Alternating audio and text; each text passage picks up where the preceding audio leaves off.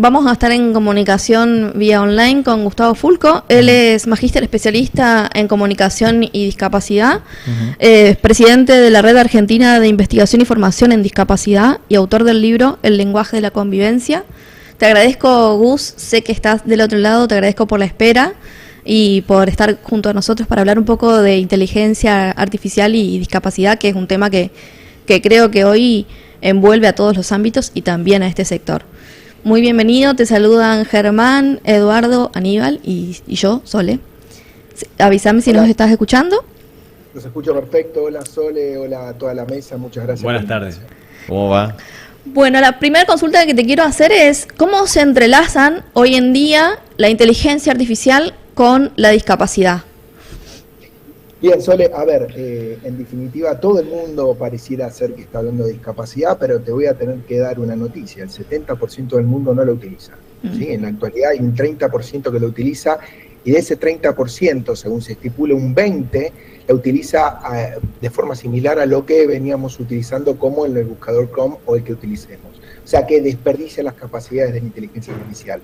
Ese 10% es realmente que está haciendo una diferencia, porque en realidad debemos entender o de alguna forma ponernos a pensar qué es la inteligencia artificial y cómo funciona. Y en realidad el funcionamiento es irrelevante, lo importante es cómo nos afecta y qué nos aporta, cómo nos adaptamos y cómo le podemos sacar un mejor partido sin quedar en el camino. Algunos divulgadores importantes como Joe Hernández de España afirman que la inteligencia artificial debe entenderse no solo como una herramienta, sino más bien como un coworker, ¿no? Como un colaborador que trabaja en conjunto con nosotros y amplía nuestras capacidades. Entonces, si quieren, podríamos definir inteligencia artificial como un desarrollo tecnológico humano que ha creado computadoras capaces de hacer cosas de humanos. Y se vincula con la discapacidad porque es totalmente transversal la discapacidad, así como hoy lo es la inteligencia artificial. La inteligencia artificial se está metiendo en todos los trabajos, en todas las profesiones, tanto es así que está generando un miedo parecido a lo que sucedió en los 90 con la explosión de la burbuja de Internet. Algo que no entendíamos, que no terminábamos de definir, pero que sabíamos que todo el mundo estaba utilizando y aplicando cada vez más, y fíjense en lo que se convirtió hoy Internet. Y en este sentido, ¿qué ventajas observas vos que puede traer justamente al sector? Mira, la inteligencia artificial está rompiendo barreras y realizando cosas impensadas. Hoy no razona, pero en realidad es una pregunta que también se hacen los especialistas de la temática.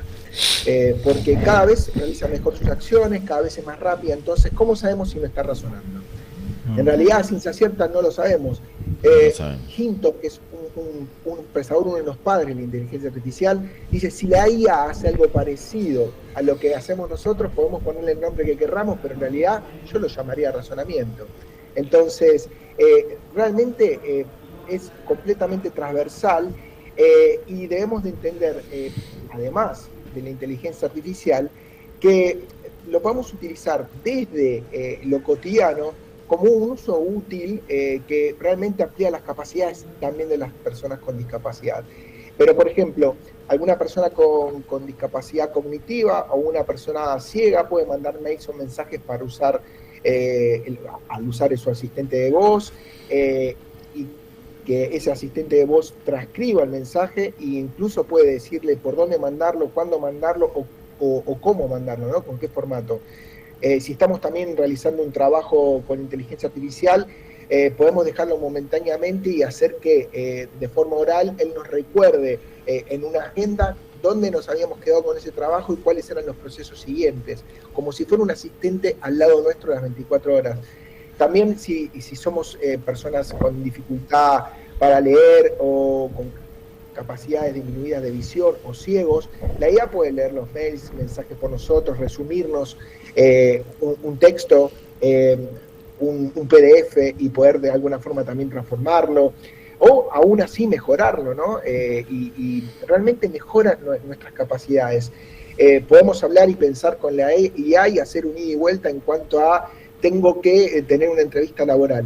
Bueno, el contexto es este, lo definimos, bueno, hagamos un acting de cómo sería para derribar esa capacidad de nervios o de alguna forma entrenar las respuestas, practicar de alguna forma un guión aplicado al paso a paso de utilizar una app hasta saber solventar ese vínculo con la app.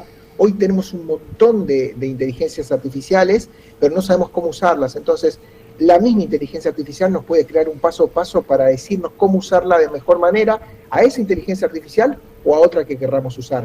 Realmente las capacidades son infinitas. Gustavo, ¿cómo te va? Eduardo te saluda, entendiendo obviamente, ¿no?, de que es un asistente y de que realmente puede desarrollar lo que le propongamos o tiene la capacidad de...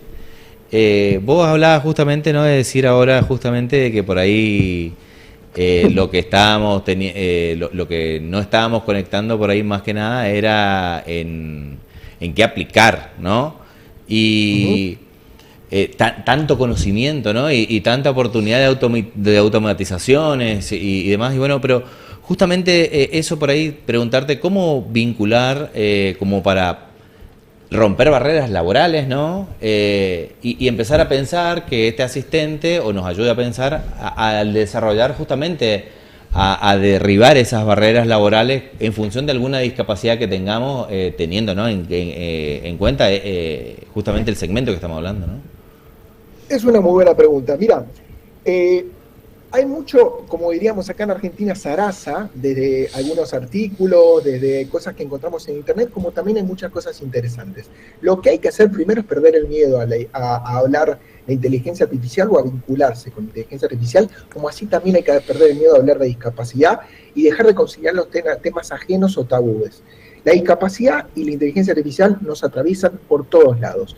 Pero puntualmente con el tema laboral, la inteligencia artificial nos puede dar la posibilidad de ampliar nuestro conocimiento. Yo soy una persona de 46 años que mi especialización académica no está hacia la ciencia de datos o hacia la programación, pero sin embargo con tutoriales, con mucha lectura y con empezar a jugar con las herramientas y empezar a probarlas, he incorporado un conocimiento que a mí me permite hoy tal vez ponerme adelante de un grupo y explicar, ¿sí?, cuáles son los mejores elementos para vincularnos con un sinfín de plataformas que pueden ampliar no solamente nuestras capacidades cognitivas, sino también nuestras capacidades de producción. Sí. Porque la idea es que ese coworker que tenemos al lado, esa inteligencia artificial, nos permita a nosotros producir en una menor cantidad de tiempo mayor cantidad de cosas. Entonces, ¿qué hacemos con el tiempo que nos queda libre? Producir o destinarlo en lo que nosotros querramos. Pero en definitiva es una ganancia. Claro, un ganador de tiempo. Totalmente. ¿Qué es lo que más nos falta hoy? Sí. Tiempo. Y además tenemos un gran problema de atención.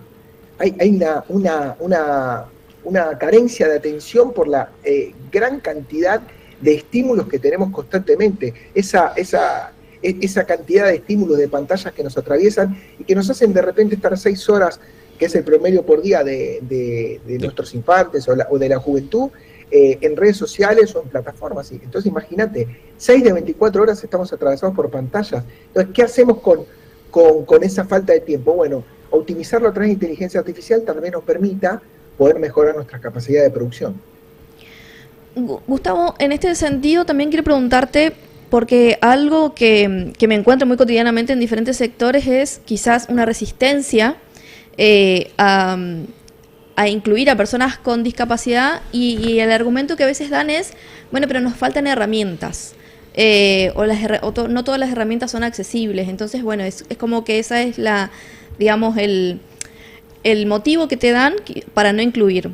Y sabemos que en materia de tecnología, de inteligencia artificial, hay herramientas que son accesibles, no todo es pago, y también sabemos quienes nos dedicamos a la temática que quien quiere también encuentra las formas, y hoy en día con la tecnología cada vez más avanzada encontramos cada vez más y mejores maneras, ¿no?, de adaptarlas a diferentes entornos. Bien, Sol, una gran pregunta. A ver, la principal barrera que tenemos las personas con discapacidad es que el contexto no está educado. Entonces lo que debemos hacer es de alguna forma nosotros, incorporando herramientas, tratar de derribar esas barreras que nos impone la sociedad. Entonces no esperemos que tal vez el lugar que queremos que nos contrate sea accesible, sino nosotros de alguna forma integrarnos a la propuesta que tienen ellos normalizada y ver cómo nosotros podemos, a través de la tecnología, ampliar nuestras capacidades si es que tenemos alguna condición que nos relega en alguna de las acciones que pretende esa empresa. ¿Se entiende? Entonces, incluir, ¿sí?, capacidades a través de la inteligencia artificial o cualquier otra tecnología que nos permitan a nosotros poder desempeñar más acciones de las que tal vez física, cognitiva o sensorialmente podemos, y de alguna forma igualarnos. Una vez que la empresa se dé cuenta que nosotros podemos realizar, como cualquier otra persona, esa tarea, ahí después podemos dar el paso a decir, bueno, ¿por qué no empezamos a derribar estas barreras y que lo que yo hago también venga un poquitito del otro lado y construimos un espacio de convivencia natural, que es lo que yo propongo, ¿no? Que no hablemos siempre de integración, porque cuando hablamos conceptualmente de integración determinamos que hay algo que está conceptualmente por fuera. Cuando hablamos de convivencia, todos estamos en un mismo ecosistema con nuestras diferencias y nuestras diversidades. Claro.